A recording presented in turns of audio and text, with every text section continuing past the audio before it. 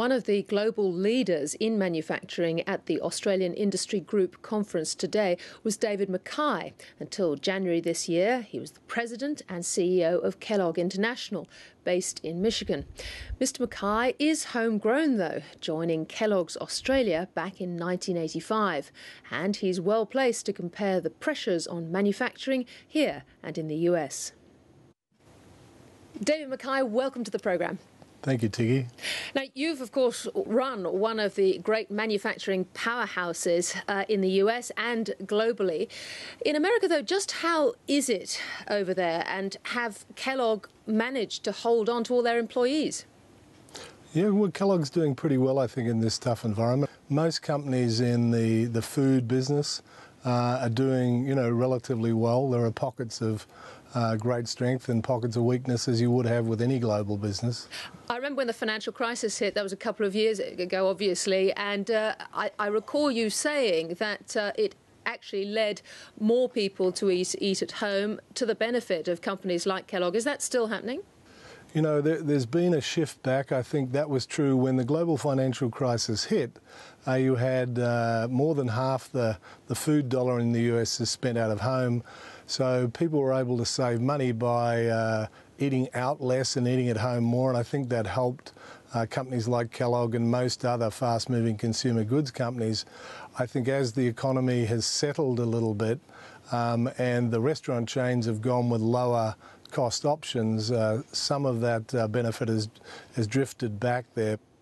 Life's pretty grim for a lot of people, though. Do you think that the Obama Jobs Act will actually work? And what's been the relationship between President Obama and business?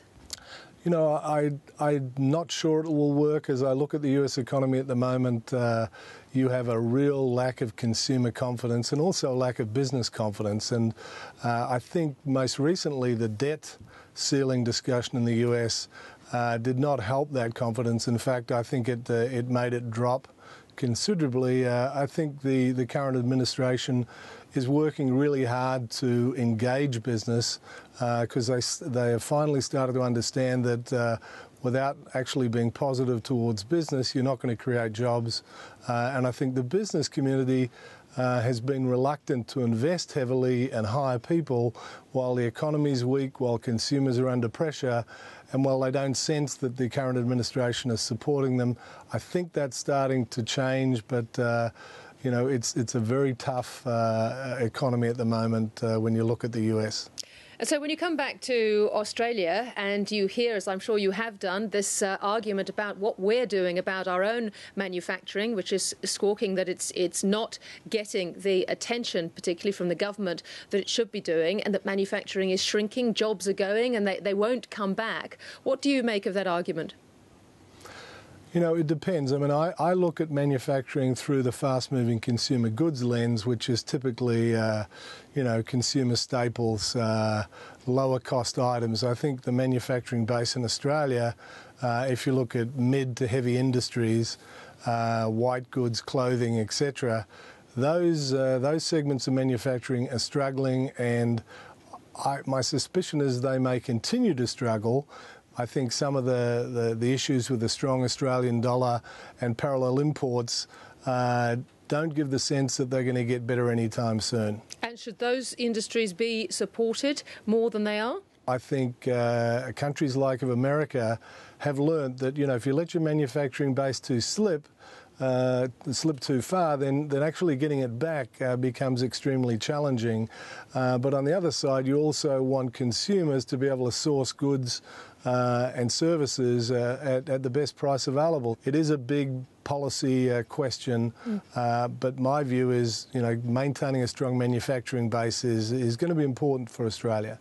How do you reflect now on your time at Kellogg? I know you made some very big changes as far as nutrition were concerned. You also had a very tough last few years.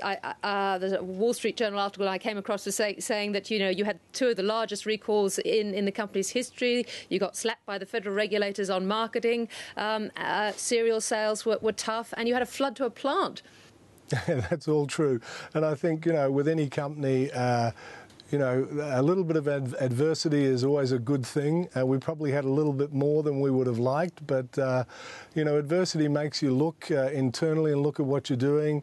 It makes you better. It makes you change for the better, not only of the company, but hopefully for those consumers you serve.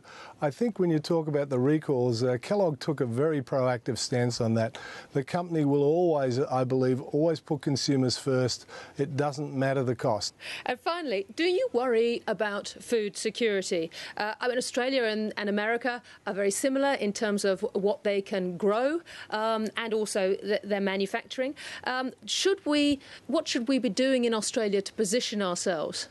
Yeah, I think Australia is in a great position. It has a massive land pool that is not probably being utilised to the extent that is possible. And I think many of the things that consumers eat day in and day out, very hard for them to be imported from other countries with a level of confidence that you can have in what is a very strong and well-committed local manufacturing base when it comes to food and beverage. I think those industries, are going to continue to do well. But I do think the agricultural sector has a huge ability and opportunity to expand and grow and service the world in a bigger way than it is today. So I think that's a great opportunity that hopefully farmers and the government will push. David McKay, it's very good to talk to you. Thanks for joining us. Great talking to you. Thank you.